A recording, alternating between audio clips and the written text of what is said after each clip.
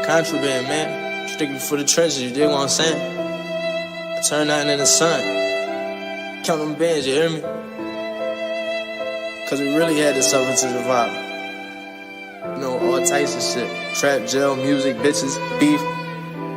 Feel me? And I'm strong, like I'm the heartbeat. Without me, ain't no survival. Like the trenches can't breathe. Where I'm from. So I figure I gotta take action before a nigga take me out. You know, it's a dirty game, you hear me? Rich at heart, but at the same time, you can't show no mercy. From my understanding, that's how I was brought up in my broken home. My first option was to catch a plane. You dig me?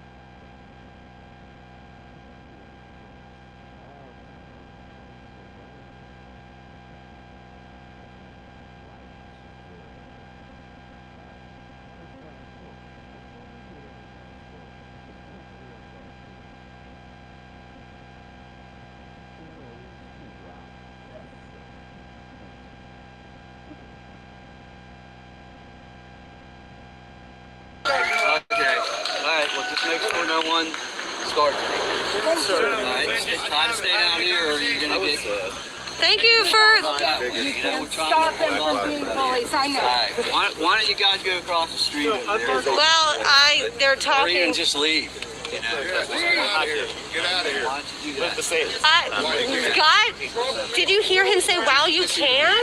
No, did you hear that? Listen to me. You could get hurt here. If somebody said that to your daughter, protect you. what if somebody said that to your daughter? They're the ones This who want to isn't defund about the police, but they're going to run to you. This isn't about. It's about safety right now. Do you understand? What would you say if somebody said that to your daughter? Leave while you still can before you get hurt, sir. I would say that would probably be a good idea. What would you say to him if he said that to your daughter? Well, I'm just telling you, that's not the case. What about little Cannon? All right? Oh, that was horrible. That was so So sad. the deal was you was to come over here with your brother.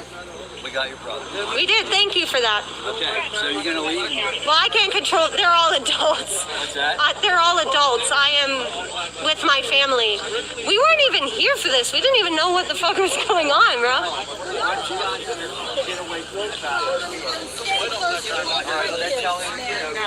But they're the ones who want to defund the police.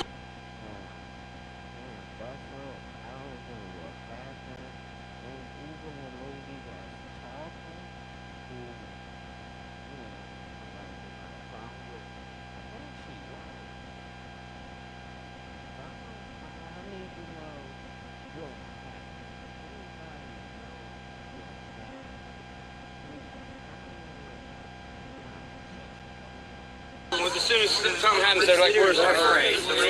You don't know me. You don't know if I say that. Am I not allowed to be here?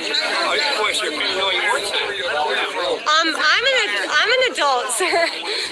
I'm an adult. I'm 25 years old. They are. Thank you. Well, we were just gonna go for a nice walk in Bedford. We didn't realize this was happening. Holliesburg, actually.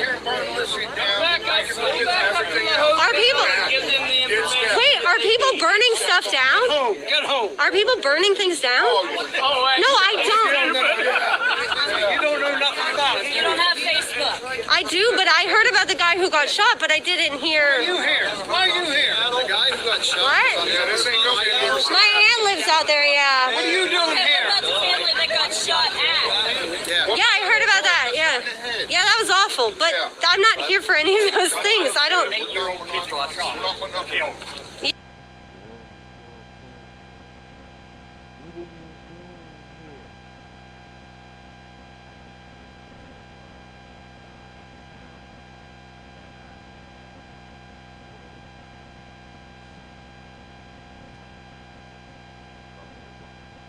Yeah, that was bad too. I don't think guns should... What? What are you doing here? We're just... Am I not allowed to be here? Right. We just... What's gonna happen in this town? Get out of here. Whoa. Yeah, right. Get out of here. Excuse me, ma'am. You're gonna get hurt now. Yeah. Nice. You are nice. What the fuck? This ain't the place. Let's go to the other side. I'm not leaving my family. That's understandable. I'm not...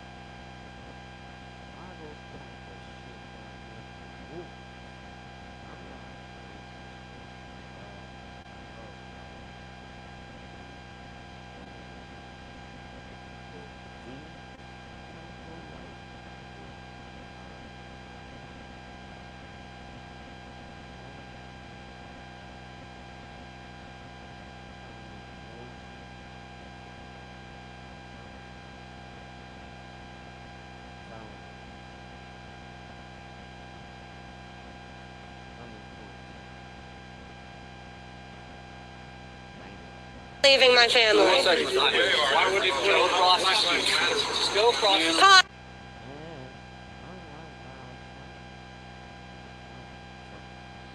Come on, guys, let's go. These people are unhinged.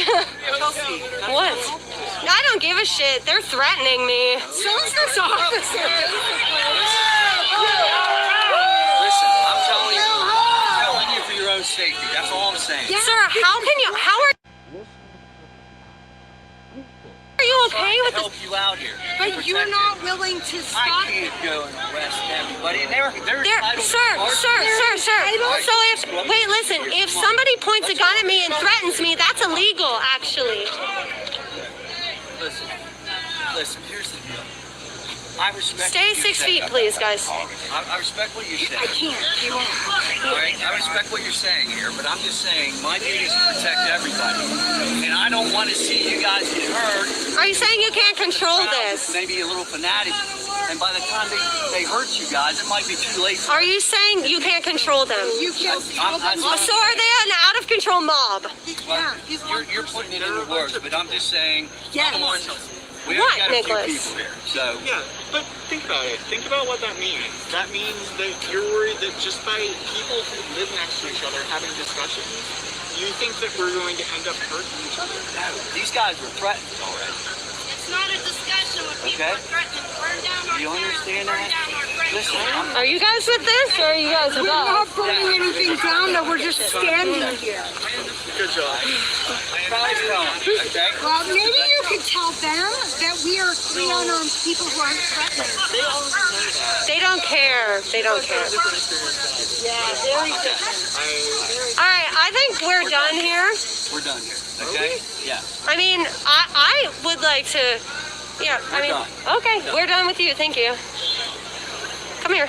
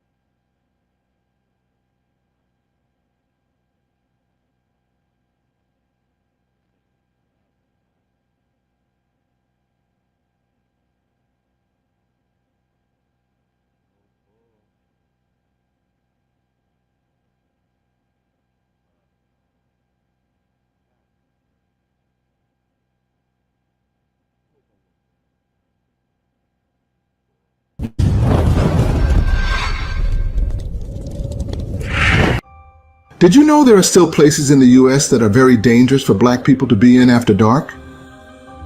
Sundown towns refer to communities in the United States that historically practiced racial segregation by systematically excluding non-white individuals, especially African Americans, from staying within the town after dark. These towns enforce both written and unwritten rules to prevent non-white people from residing or remaining inside town limits after sunset. Such towns were prevalent in the 1800s and early 1900s, and they weren't only limited to the South. They spread across the entire country. In these towns, it was common to see signs that warned, "Don't let the sun go down on you here." These signs would threaten non-white people to leave before nightfall. If they didn't, they faced threats of violence, arrest, and even the possibility of being lynched. I feel very uncomfortable, yeah. Very uncomfortable. While you'd expect this type of racism to be a thing of the past, the reality is sundown towns still exist today.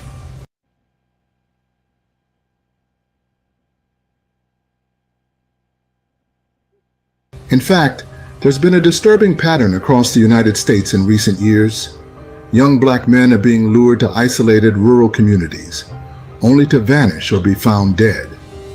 But despite growing evidence, the existence of modern-day sundown towns remains a controversial topic, as many still want to dismiss it as a thing of the past. However, the testimonies of numerous black Americans reveal otherwise. In this video, we'll be talking about several places in the U.S. that are still considered sundown towns today, along with recent cases involving black individuals in these areas.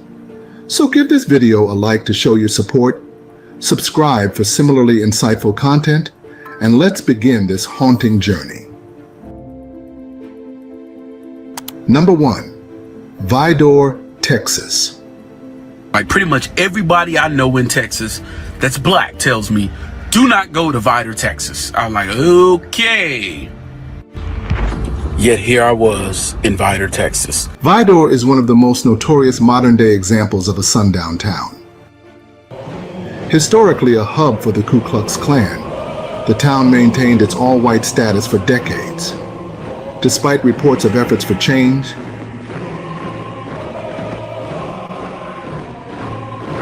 Vidor is a town that still remains unsafe for black people today. The town has a reputation for racial hostility, and though no laws are on the books banning black residents, unwritten rules and social pressures linger. Recently, a trucker found himself in a terrifying situation when he delivered a load to Vidor. Watch as he shares this horrible encounter. So I get to the place, I'm not giving names of companies or anything like that, but while I'm driving to the place, I see trailer parks, I see a bunch of Confederate flags, I saw a doll of a black man, it was just a doll, wrapped in a Confederate flag hanging from a tree by its neck. That's the type of stuff I saw in Vidor, Texas, which led me to believe that the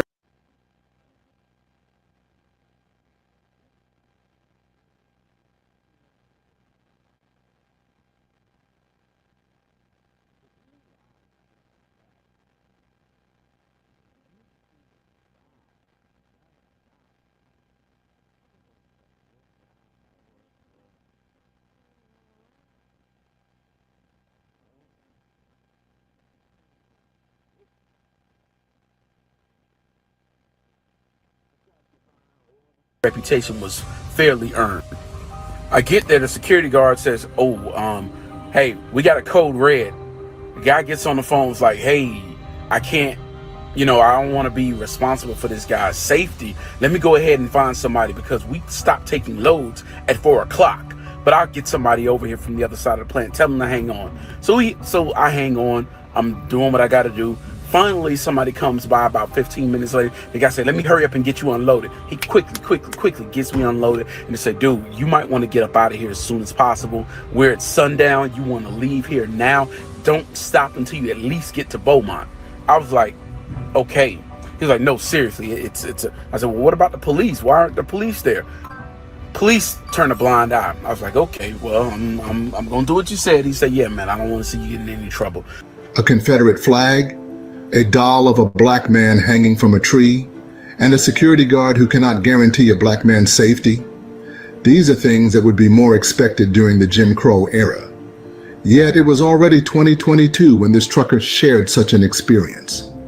You may be wondering why its citizens would still hold on to such outdated behaviors. The thing is, it's not because of lack of education, but simply because many of its citizens refuse to change. In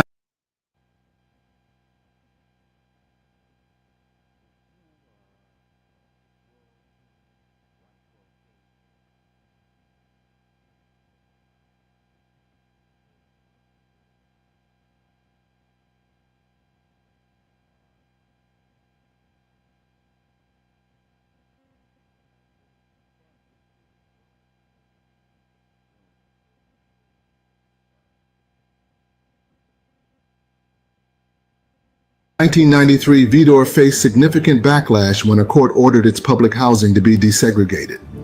The Ku Klux Klan held a march in protest of this decision, while local church leaders organized a counter-demonstration. Despite the community's opposition, 4 black families moved into the housing complex. However, these families faced intense racial harassment and threats, including a bomb threat. As a result, all 9 black residents eventually moved out. One resident, Bill Simpson, described the threats he endured, saying, "I've had people who drive by and tell me they're going home to get a rope and come back and hang me." Given that it's now 2024, it's quite unsettling to think that 1993 was only 31 years ago.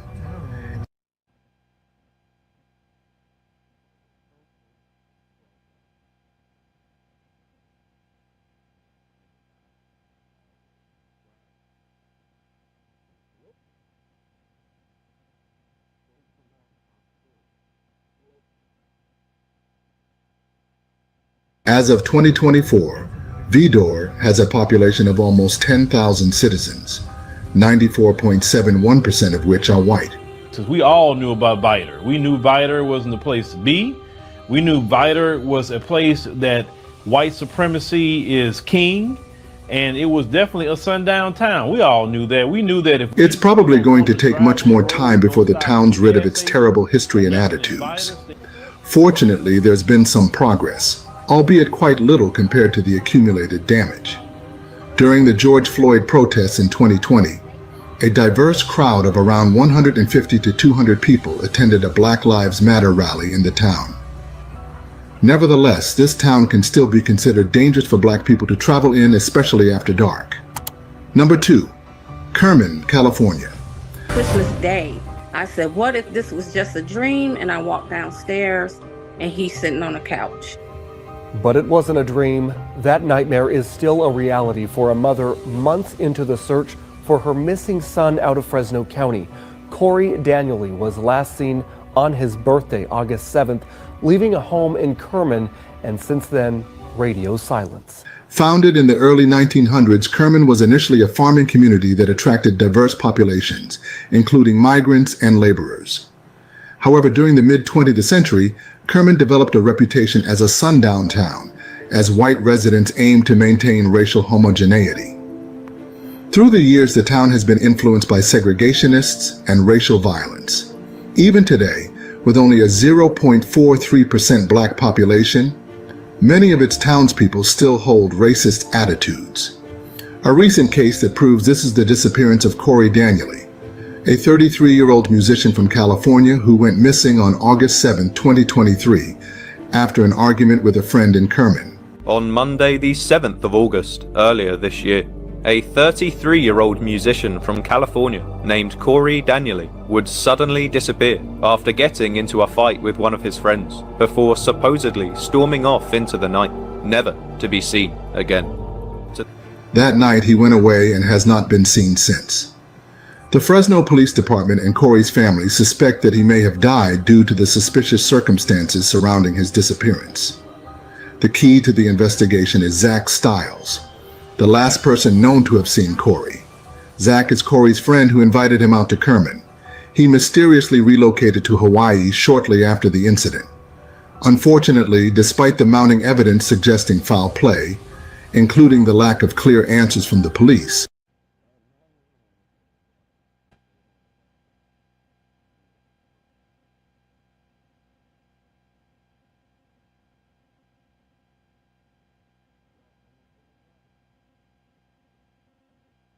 No conclusive details have come up regarding Corey's fate. This strange incident has led people to wonder if the case had been covered up.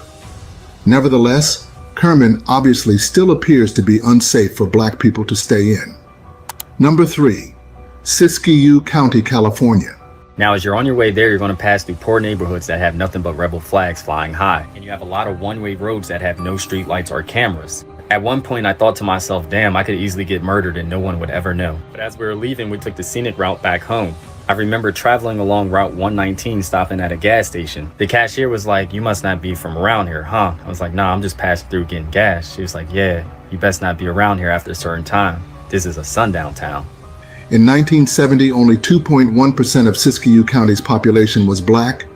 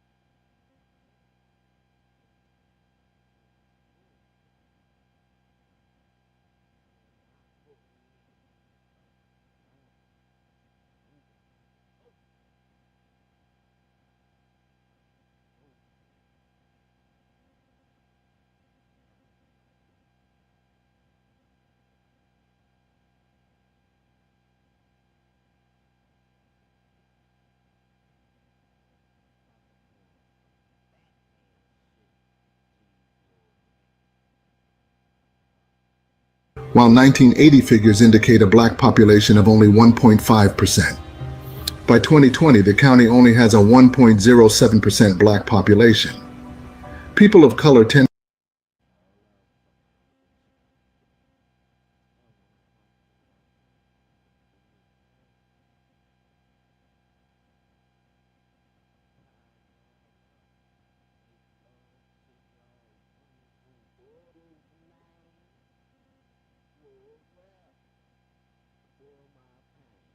to avoid this place because the county has long had a reputation for being racially biased, with log cabin hotels displaying signs that read, "We cater to whites only." Even today, the area's anti-Blackness can be seen through recent incidents. I don't blame nobody. I just want my child to be found. On May 5th, 2020, 28-year-old Devontae Morgan and his girlfriend traveled to Mount Shasta for a family birthday party. After a heated argument with his girlfriend, he left their motel and was never seen again. He was reported missing 2 days later, but police noted his girlfriend's unusual lack of emotion and that Devontae's broken phone made tracking him impossible. After nearly a week, surveillance footage showed him entering a gas station alone, but extensive searches yielded no further clues. Devontae's family grew increasingly frustrated, feeling that something was off in the community. The family reported instances of locals tearing down their missing person posters and showing little interest in helping them. 2 months later, a witness told Devontae's brother Anthony that he had seen Devontae get into a white truck, sparking rumors he'd been taken to the Shasta River. However, police found no evidence to support these claims and the case went cold. Devontae remains missing today. His family left searching for answers in a suspiciously indifferent community. Number 4. Cullman, Alabama. That's crazy. Yeah. This is 2023. It's 2023. And there's sundown towns.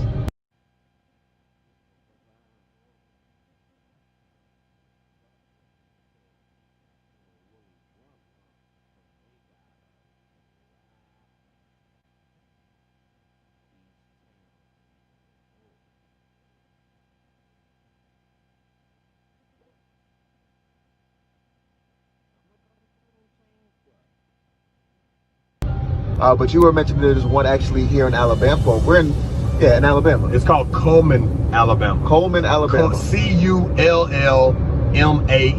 Okay. And then When Cullman was founded in 1873, it was advertised as a place with no blacks and no Indians. The place was historically a sundown area, and although official policies have long been abolished, many black travelers and residents report that certain areas of Cullman still feel unsafe, especially after sunset. The county remains predominantly white, and the memory of its exclusionary past lingers. In 2023, a black man recounted his unsettling experience in Cullman. He was a real estate agent and was one day assigned to a house in Cullman. Now watch as this man shares his personal experience regarding the town's ongoing racism. I've heard of Cullman, but I didn't want to jump the gun. I wanted to see what they knew. I wanted to just pay attention. So we're riding, and as we come into town, I see a store, and it had a guy's face painted on the side of it. He had a beard, and so, I mean, to me, he looked like a person of color. I said, oh, this is a forward-thinking town. Look at that. They have, you know, I'm thinking, okay, they done put somebody else. The driver looks at the passenger, because the two guys I was riding with were in the front, I'm in the back. They look at each other, and he said, no, it's actually very much the opposite. He tells me out of his mouth, this is probably the most racist town in Alabama. It is a sundown town. I said, now you tell me after y'all bring me here. They're like, oh, you'll be fine, man, you'll be fine. You know, two country boys, so they're gonna be fine. Right. Well, yeah, you're good. I said, do I need to stay?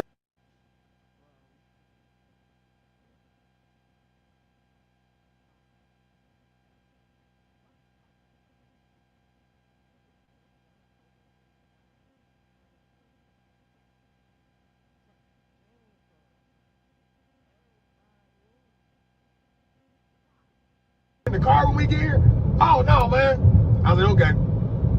We pull up. We hop out. I'm hopping out the car. Everybody's getting out, closing the doors. I'm walking around. White lady comes out of the house, older, a little older. She looks at everybody. She sees me and yells out, oh, y'all brought a black fella. Wow. Throughout the visit, he tried to stay out of the way, allowing his colleagues to lead the interaction. However, the woman, while attempting to interact with him, acted oddly. And then one time she acted like she was gonna fall, and I held my arm out, you know, in the house to help her, like, oh, don't fall. She said, watch out, I'm dangerous. I was like, I gotta get out. Yeah, that's not gonna make me feel good. Right, Yeah, right. Yeah. I didn't even know where that.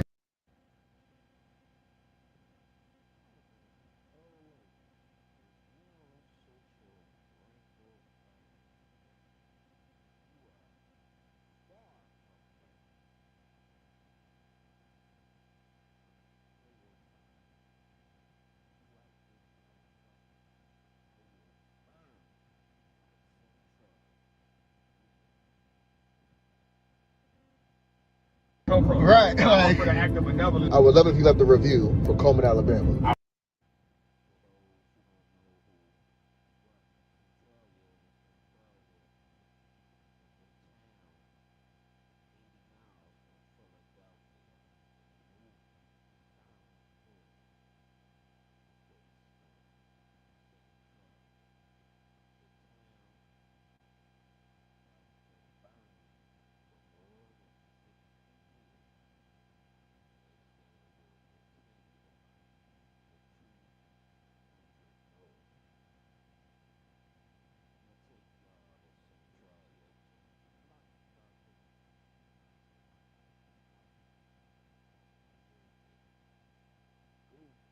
I would love to leave a review because I want to warn people who have never heard of it. Yeah. Because there's businesses there. There's warehouses.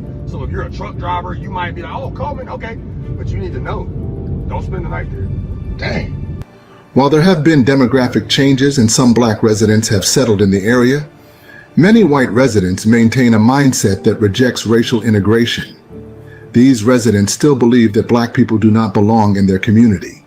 Unfortunately, such beliefs have been passed down to the younger generations as well. In 2021, a 10-second video surfaced, showing a student in the background shouting a racial slur followed by the phrase, "white power."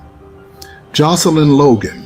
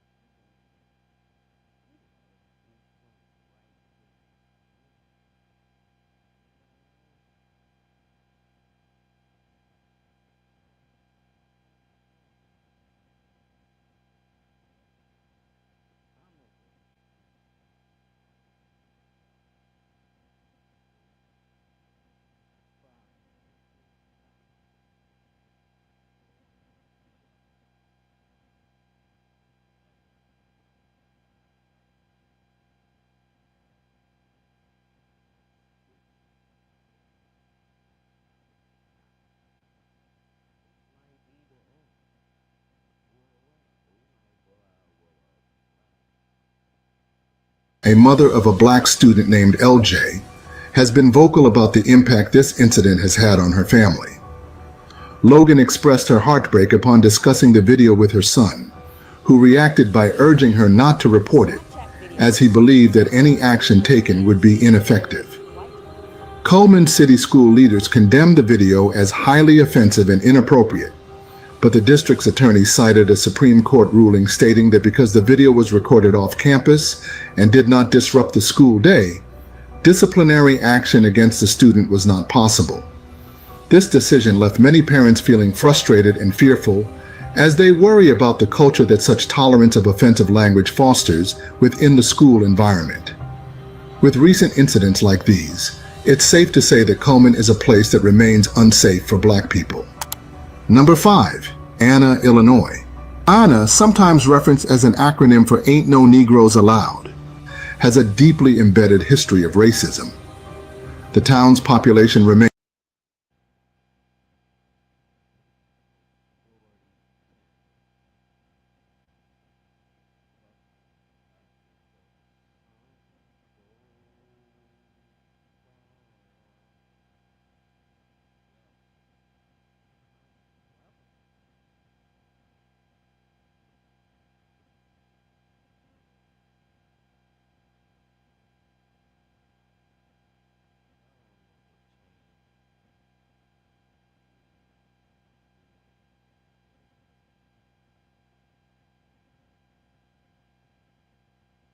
overwhelmingly white, with only a small percentage of minority residents. As such, many people of color avoid the town, fear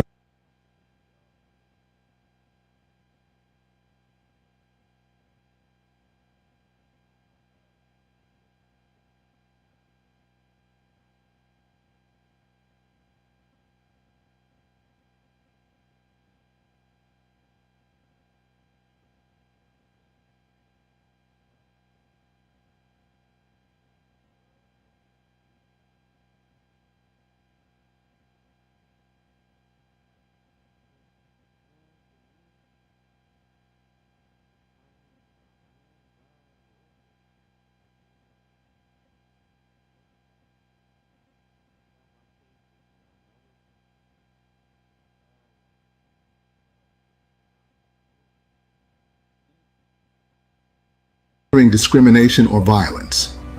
Though there are no formal sundown laws today, the town's past still influences its racial atmosphere.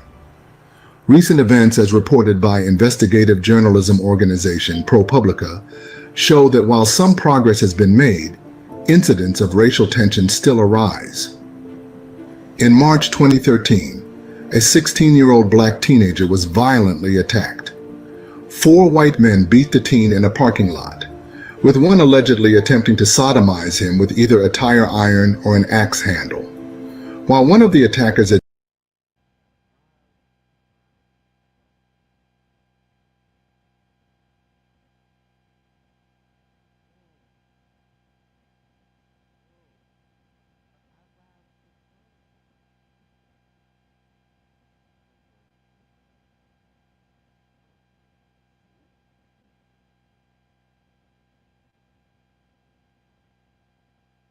admitted the attack was racially motivated, the police did not charge them with a hate crime.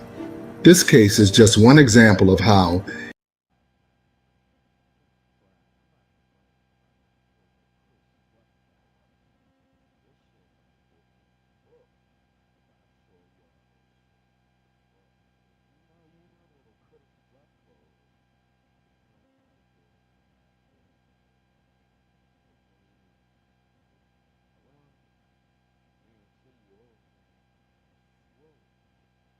even when racial motivations are clear, justice does not always prevail in Anna. In 2017, following the Charlottesville white supremacist rally, a local resident named Tabitha Tripp called on Union County commissioners to address hate incidents in the area. She proposed a resolution to condemn such hate groups, a resolution similar to the one passed in the Illinois House. However, the proposal was dismissed, with officials claiming that discussing the issue would only create more of a problem. Additionally, even white residents like Gavin Tripp continue to experience casual racism. In 2016, while dating a biracial girl, Gavin was called a Negro lover by a passerby. Despite some awareness among residents and activists, change in Anna seems slow. A few towns in the Midwest have officially confronted their histories of racial exclusion. Anna, however, remains largely silent on its past.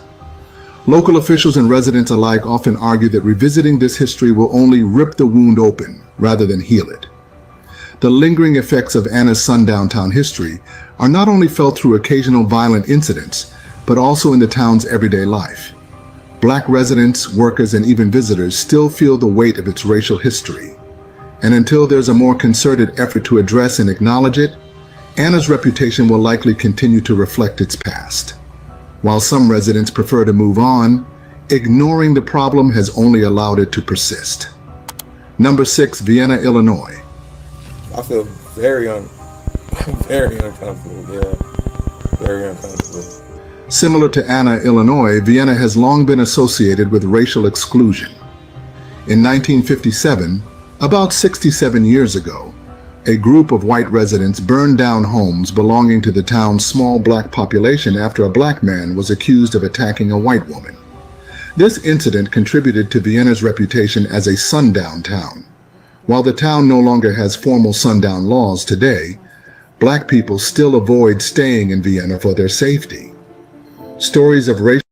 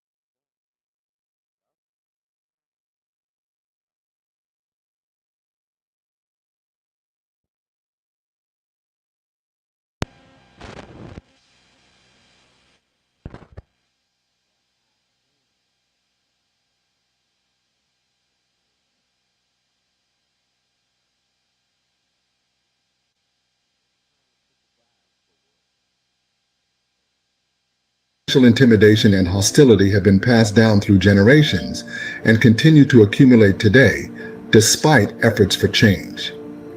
In 2020, around 50 people gathered in Vienna to call for racial justice. The protest was sparked by a disturbing incident in which students at the local high school formed a Snapchat group named We Hate Black People. Many of the protesters were from outside the town. However, they faced significant opposition from local counter-protesters, some of whom were even waving Confederate flags. Although there are some black individuals currently residing in Vienna, the legacy of exclusion still affects the community. One resident, Nicholas Lewis, expressed feelings of fear and discomfort since moving to Vienna 2 years ago. I feel scared or like just even strange going around to the store because I know all eyes on me. I started coming outside more and more and, seeing what it really was. And I'm like, damn, where's the black people at? Many white residents, however, believe racism is not an issue in their town. These residents deny its existence as they cite personal experiences with black friends and caregivers, their so-called evidence that racial tensions do not affect their community. We got along fine on racism. I was raised, I've had black friends, I've had black babysitters, I've had black people who took care of me through my childhood. Black people nurtured me, mentored me. We were very best of damn friends.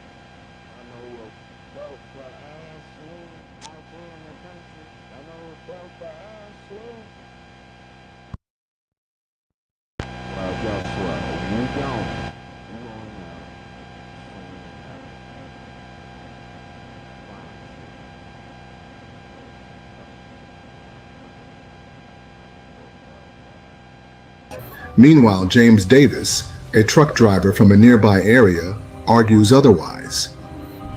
James Davis is a truck driver from a nearby town. He grew up knowing which towns to avoid stopping in while driving through. Some people, they might say it and the whole time they're thinking in the back of their mind, yeah, we're still Sundown town. We don't like people of color here. So you never know. Despite gatherings and calls for change, skepticism remains about whether Vienna can truly become a more welcoming place for black residents. Number 7, Martinsville, Indiana. Martinsville, Indiana has long been labeled a sundown town and can still be considered one today. The town became infamous in 1968 when a young black woman named Carol Jenkins was brutally murdered by a member of the Ku Klux Klan while selling encyclopedias door to door. Jenkins's murder solidified Martinsville's reputation as a sundown town.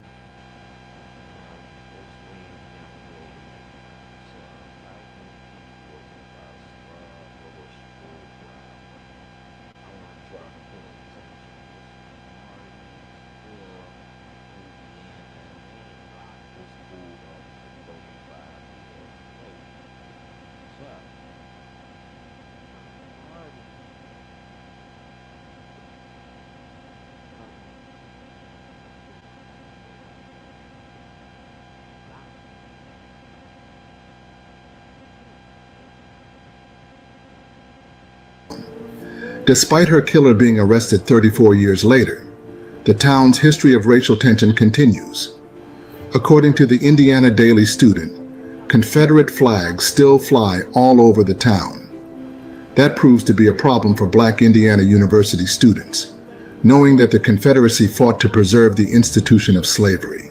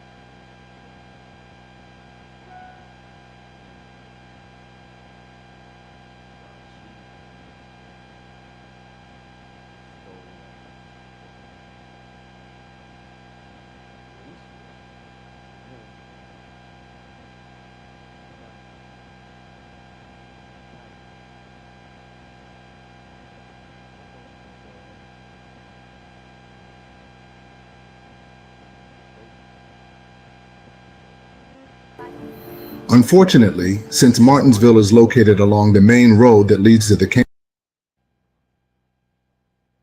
campus,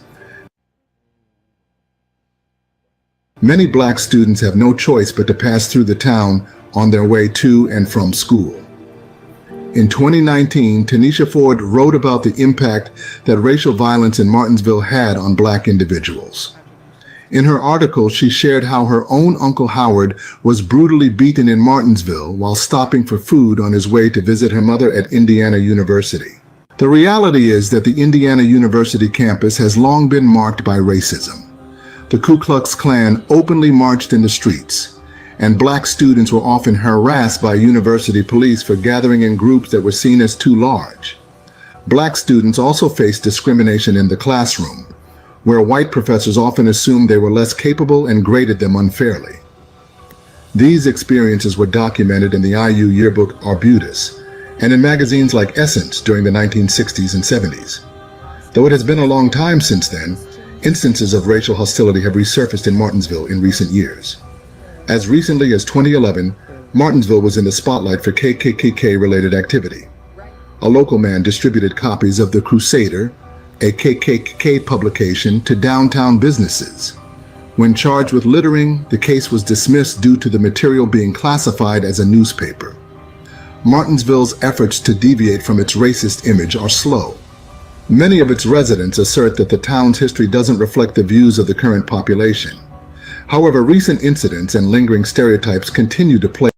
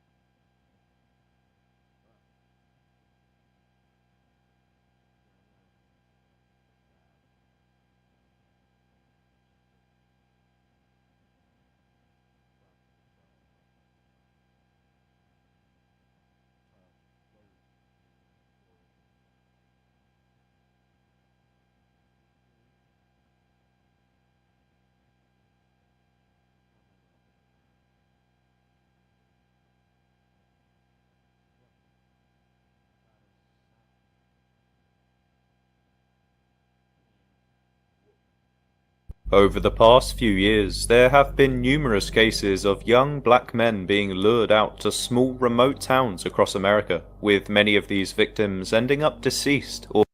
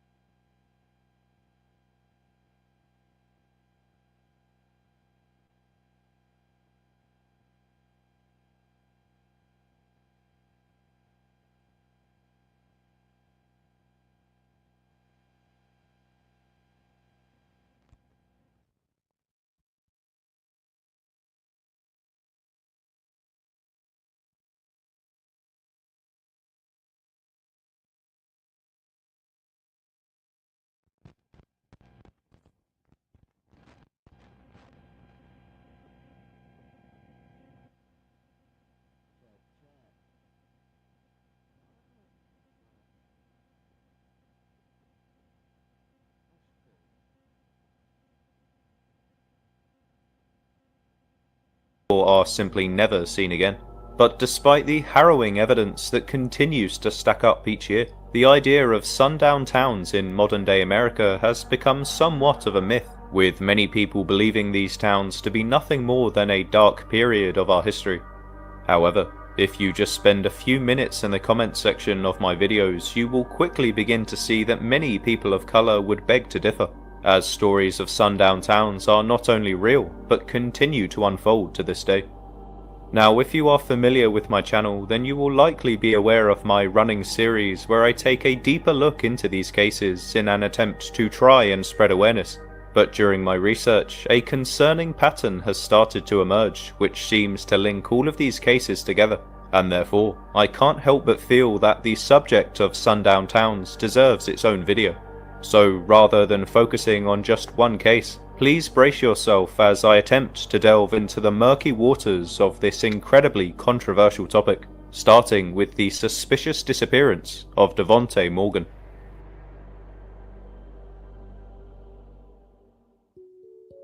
On Wednesday the 5th of May in 2020, a 28-year-old man named Devontae Morgan had travelled up to the small town of Mount Shasta for a family birthday party, but after getting into a heated argument with his girlfriend that morning, Devontae would storm out of the motel, never to be seen or heard from again. He was reported missing 2 days later after he failed to return home, but police noticed a distinct lack of emotion in his girlfriend's voice, and they were left alarmed after finding out that Devontae's phone was broken, and therefore there was no way of tracking his whereabouts. However, after almost a week of investigating, the police were finally able to uncover some surveillance footage of Devontae from the day he disappeared, which showed him walking into a gas station alone. But despite conducting numerous searches of the area and knocking on every single door, no further leads would be uncovered, eventually leading the case to turn cold. And given the lack of witnesses, Devontae's family began to feel like something wasn't right with this town. According to them, locals would be seen tearing down the missing person posters and showed no interest in helping the family find their loved one. So at the time, it seemed like there was nowhere else to turn. However, around 2 months after his disappearance, a witness would finally come forward after bumping into Devontae's brother Anthony, who would reveal that he had seen the missing young man climbing into a white truck, and rumours began to spread that he had been taken to the Shasta River to be disposed of. But despite these bold claims, the local police were unable to find any evidence to back them up, so once again, the case would turn cold, with Devontae unfortunately remaining a missing person to this day. However, as disturbing as this story may seem, this is certainly not the first time a man has been lured out by a woman to a small town, shortly before disappearing, as demonstrated by this next case. On Thursday the 28th of December, a 28-year-old rapper from Oregon named Tycarius Ray was last seen driving his pickup truck through the town of Roseburg when he would mysteriously disappear. 2 days later, his white Dodge Durango was found abandoned on the side of a highway just outside of town, and was swiftly towed away by the police. However, after inspecting the vehicle, a cell phone was then discovered on the passenger seat that belonged to Tycarius, so unfortunately they were unable to get in touch with the young man and instead held on to the evidence. A week then went by with Tycarius still failing to inquire about his truck, but given his troubled history with the law, it was initially assumed by the police that he was purposely choosing not to get in touch. However, in an instant, everything would change when the Roseburg Police Department received a call from his family, claiming that they hadn't heard from or seen the 28-year-old in 10 days, and they were rightfully concerned for his safety. So, given these details, an official missing person report was then filed, and his image was plastered across the news and social media in the hopes that somebody would recognize his face. But unfortunately, after 8 months of searching, it would seem that Tycarius Ray is still nowhere to be found, with the most popular theory stating that he was lured out to Roseburg by his girlfriend, who had nefarious intentions. But unfortunately, this pattern of young black men being lured out to small towns just a few days before they go missing is something which has repeated itself multiple times across the Northwest. But unlike with these first two cases, it's not always a woman who does the luring. On Monday the 7th of August earlier this year, a 33-year-old musician from California named Corey Danieli would suddenly disappear after getting into a fight with one of his friends before supposedly storming off into the night, never to be seen again. To this day, his whereabouts are still unknown, but the Fresno Police Department, along with Corey's family, strongly believe that the missing man is likely deceased due to the suspicious circumstances that surround his case, and with key suspects like Zach Stiles, who was the last person to see Corey alive after inviting him out to the small town of Kerman, and has since mysteriously relocated to Hawaii. It's no surprise that they have come to this conclusion. However, despite the rising stack of evidence that seems to point in the direction of murder, after almost 1 year of investigation, the police are still yet to reveal what really happened to Corey Danieli that night, which has understandably left the public questioning whether there could be some kind of cover-up going on. which unfortunately seems to be a recurring theme across these cases, as with many small towns you will usually find that they also possess a very small police department, meaning resources are almost always stretched, so with little evidence to go off, it's no surprise that many of these cases go unsolved. However, in some circumstances, there can be an abundance of suspicious evidence to go off, but somehow the police still fail to find a conclusion, and in some cases even refuse to admit the involvement of foul play. On the 9th of July in 2013, a 24-year-old model named Ryan Singleton was driving his car through the Mojave Desert on his way back to LA to see his friend after spending the day in Vegas, when his car would suddenly break down. A passing highway patrol officer noticed Ryan walking along the side of the road and offered to drive him to the nearby town of Baker to get further assistance, and upon arrival, he then called one of his friends for help and agreed to meet them at the rest stop. But in a strange twist of fate, once the friend arrived to pick him up, Ryan had mysteriously disappeared. A missing person report was filed the very next day, but there would be no real updates in the case until 2 months later, when his decomposing remains were finally discovered in the middle of the desert. Initially, it was assumed that this was just a tragic accident. However, when the coroner's report came back a few weeks later, it was soon revealed that Ryan's body was missing at least 6 of its organs. However, 10 years on, the local police still refused to believe that foul play was involved, leaving his family understandably furious and desperate for justice.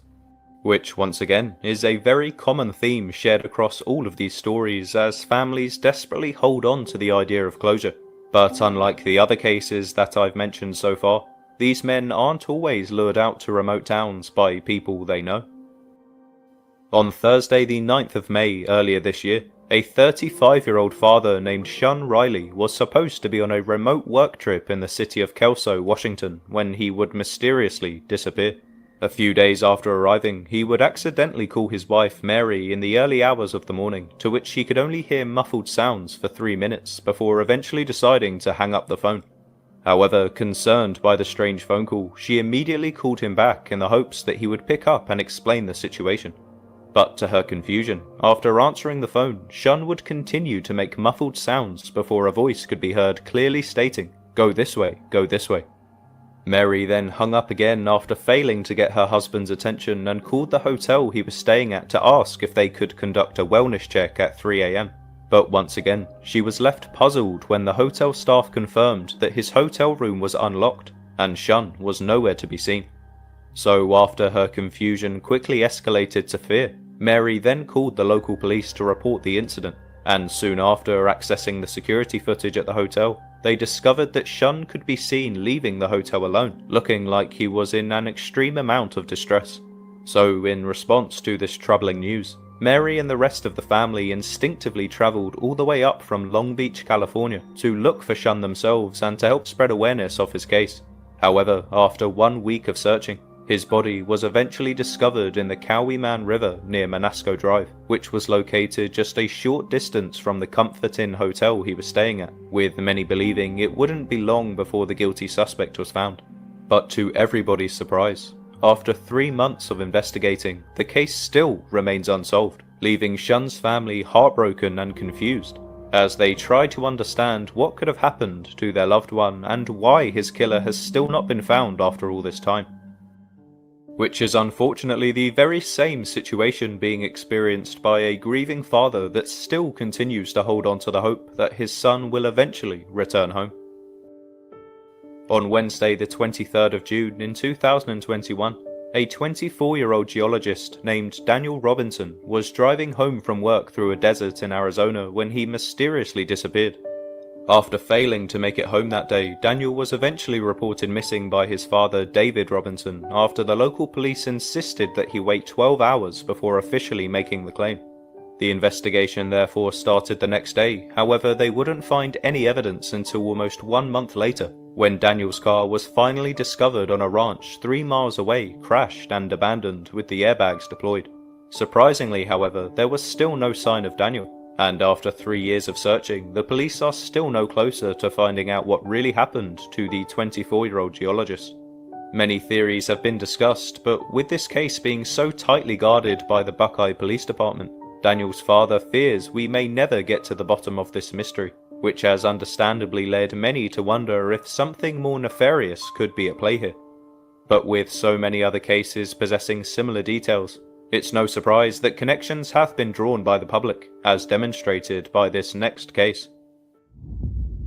On Friday the 5th of October in 2018, a 26-year-old TV producer named Terrence Woods was supposed to be filming a documentary out in the town of Grangeville when he would mysteriously vanish.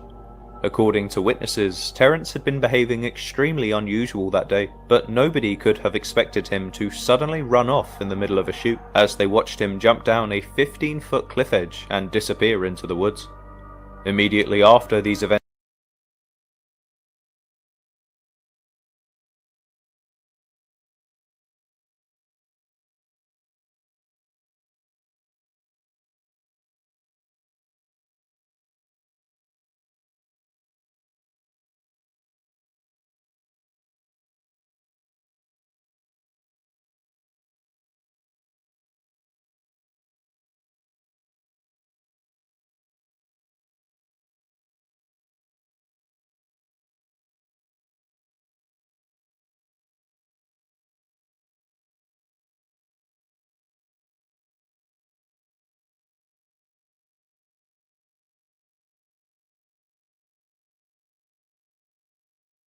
took place, members of the film crew chased after him, but they were unable to catch up, resulting in the young man ending up alone in the wilderness.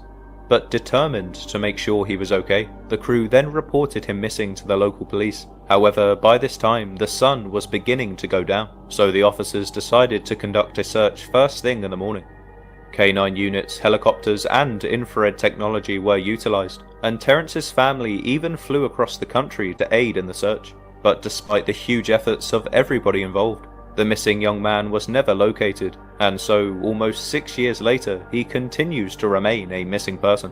But in a similar vein to the family of Daniel Robinson, despite the ever-increasing time-lapse of Terrence's disappearance, his family continue to hold out hope that he will return, which is a sentiment that is also shared by the grieving family of this next victim.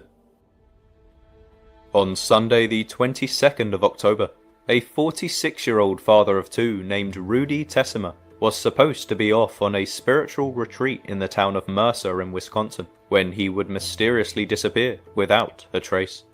He was reported missing soon after by his friends when they noticed his sudden absence from the group, but by then it was already too late, as it would appear that Rudy was nowhere to be found. Sightings of the 46-year-old would soon come in, with witnesses claiming to have seen a man matching his description walking around in bare feet in the Mercer area. But unfortunately, these leads would inevitably come up empty upon investigation, and to this day, Rudy continues to remain a missing person. However, given the concerning details that surround his case, many are starting to wonder if he could have been a victim of the racial inequality that still plagues the state of Wisconsin, especially given the town's affiliation with the famous racial hate group that I will refuse to name. But one thing that has come out of this case is the revelation that most modern-day sundown towns are not located in the Deep South as you would guess, as nowadays you are much more likely to find areas of racial divide in the Midwest, with Wisconsin and Illinois climbing to the top of the list, a fact which can be perfectly illustrated by this next case. On Tuesday the 18th of September in 2018, a 40-year-old father named William Young was discovered hanging lifeless from a tree in the small city of Peru, Illinois, with the initial cause of death being ruled as self-inflicted by the local police. However, as the weeks went by, details started to emerge surrounding William's death, including the fact that the police would refuse to let his family conduct a private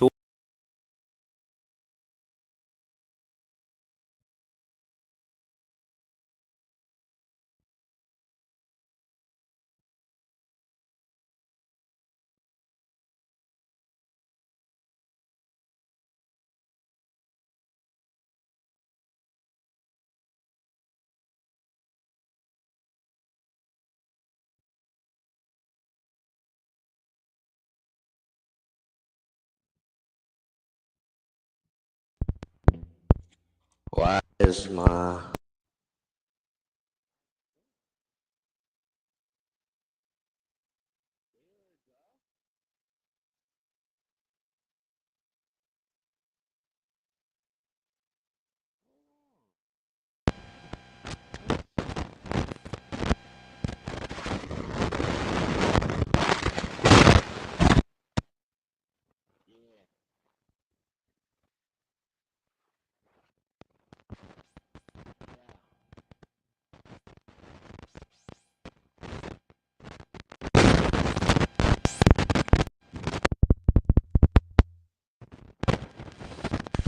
Yeah.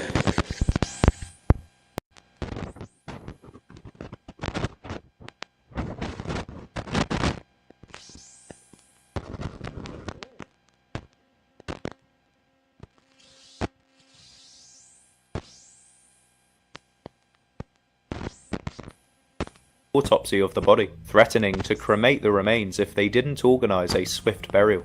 But to make matters worse, it was then leaked to the public that William's car had received damages on the passenger side, like it had been rammed by another vehicle, and his belongings were also scattered all over the place as if there had been some kind of struggle. But despite these incredibly suspicious details, no official investigation would ever take place, with the LaSalle Police Department remaining adamant that no foul play was involved. So, given the long list of questionable activity related to this case, alongside the fact that his body was found less than a mile away from where another body was discovered just a few years later, it's no surprise that many are starting to wonder if these potential lynchings have been hidden from the public by the very same people that are hired to protect us. And just to further drive this point home, I will quickly run through the details of another case from Peru, which I'm sure many of you will be familiar with. On Tuesday the 24th of August in 2021, a 25-year-old graduate student named Jelani Day was on his way to Illinois State University for an important meeting with his professor. However, after arriving on campus in the early hours of the morning, he would make the extremely out-of-character decision to skip his meeting and instead drive over to a cannabis dispensary, which would be his last official sighting. The young man was quickly reported missing by his mother after she received a call from the university about his absence, but strangely, the police refused to act, given that Jelani had only been missing for a few hours, so the official report wasn't made until the next day.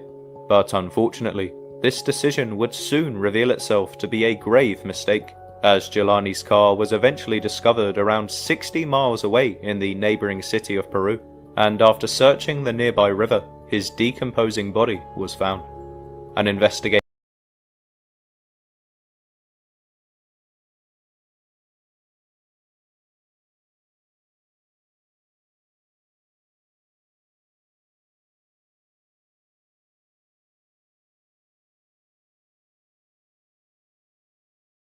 into Jelani's death was immediately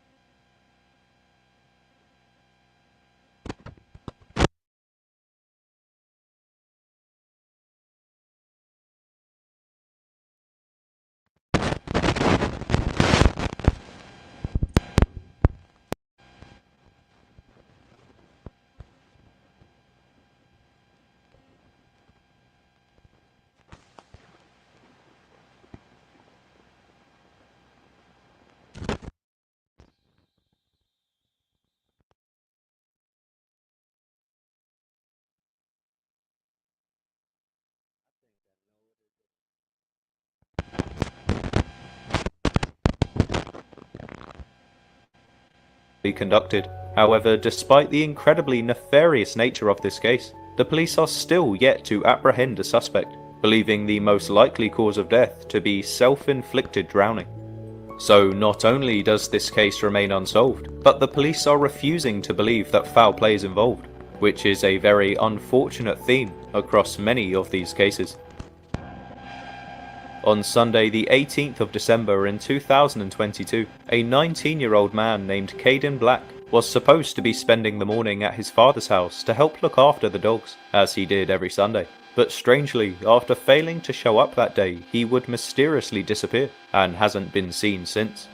After noticing that Caden hadn't arrived, his father Maurice then called up their neighbour Chris Faust to ask if he had seen his son, as at the time Caden had been staying with him temporarily.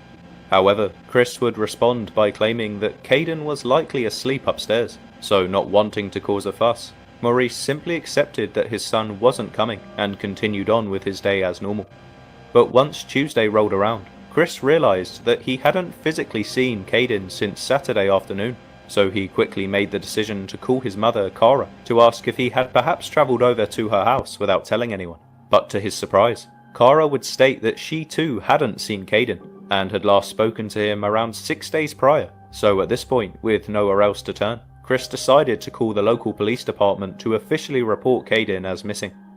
However, despite the immense efforts of the authorities, almost 2 years later, Caden still remains a missing person to this day, with many people associating his disappearance with the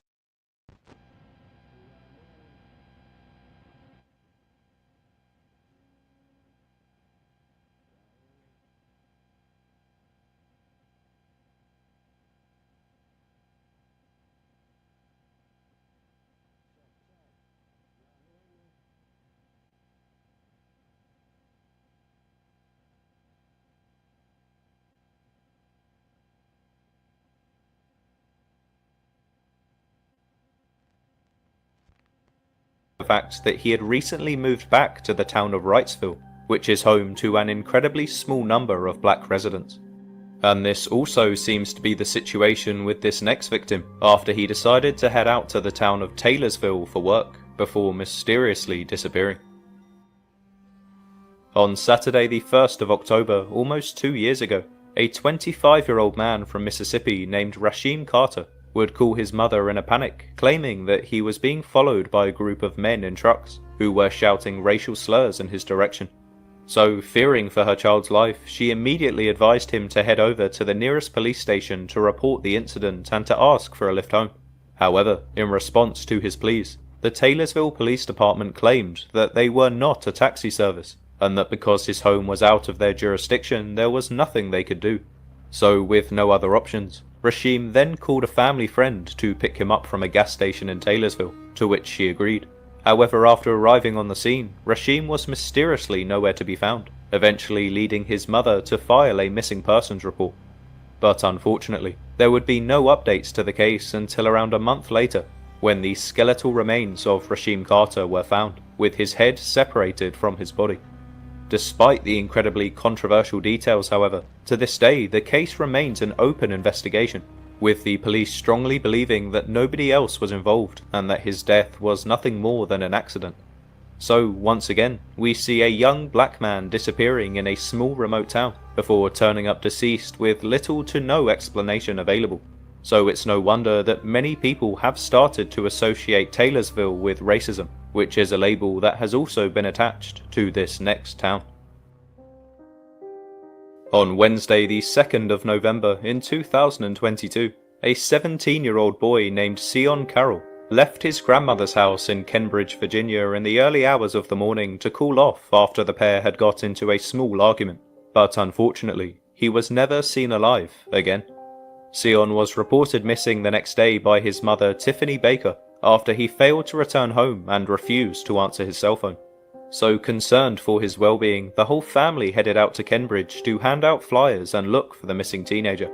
However, after 8 days of searching, they were mortified to find out that a police officer named Ben Barnes would miraculously stumble upon a gravesite in which he would discover the dismembered remains of Sion Carroll.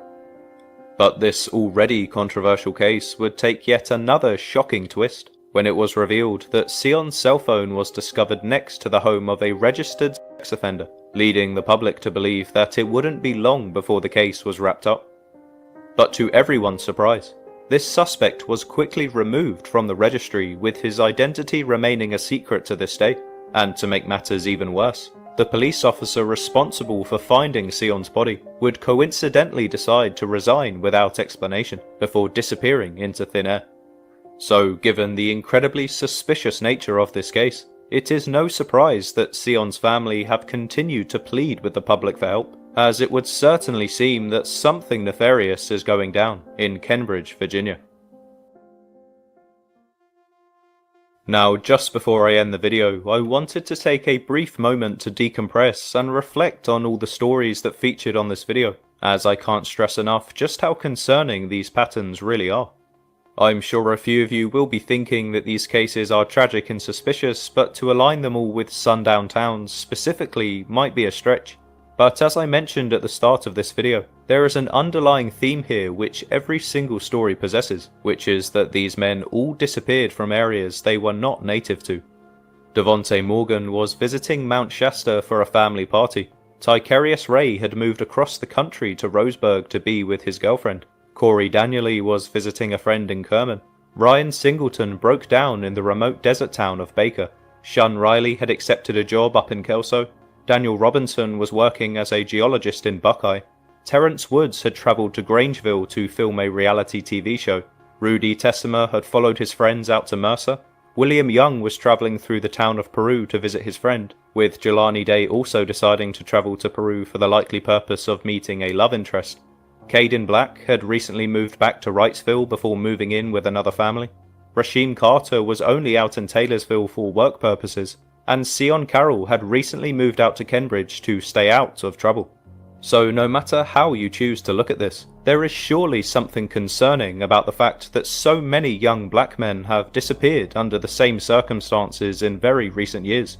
And to connect these cases to sundown towns specifically, keep in mind that every single place that these men disappeared from had a significant lack of diversity, with black residents being the smallest demographic across every single town. Now, I'm not saying that statistics alone prove that an area is racist, but given that so many of these cases are connected to areas that are home to predominantly white residents, I think it would be dangerous to overlook this as a possibility. So if there's one message to take from this video, it would be to avoid these towns if you can, as regardless of how you feel towards the idea of sundown towns, the fact that these incredibly suspicious cases remain unsolved after so many years should be reason enough.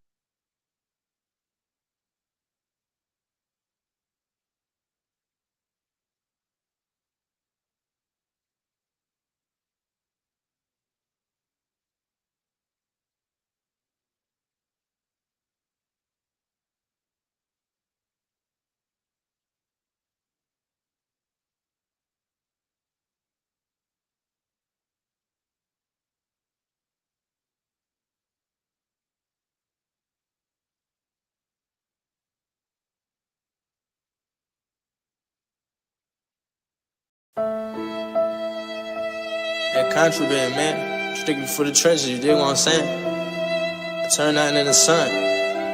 Count them bands, you hear me? Cause we really had to suffer to survive. You know, all types of shit. Trap, jail, music, bitches, beef. Feel me? And I'm strong, like I'm the heartbeat. Without me, ain't no survival. Like the trenches can't breathe. Where I'm from. So I figure I gotta take action before a nigga take me out. You know, it's a dirty game, you hear me? Rich at heart, but at the same time, you can't show no mercy. From my understanding, that's how I was brought up in my broken home. My first option was to catch a plane. You dig me?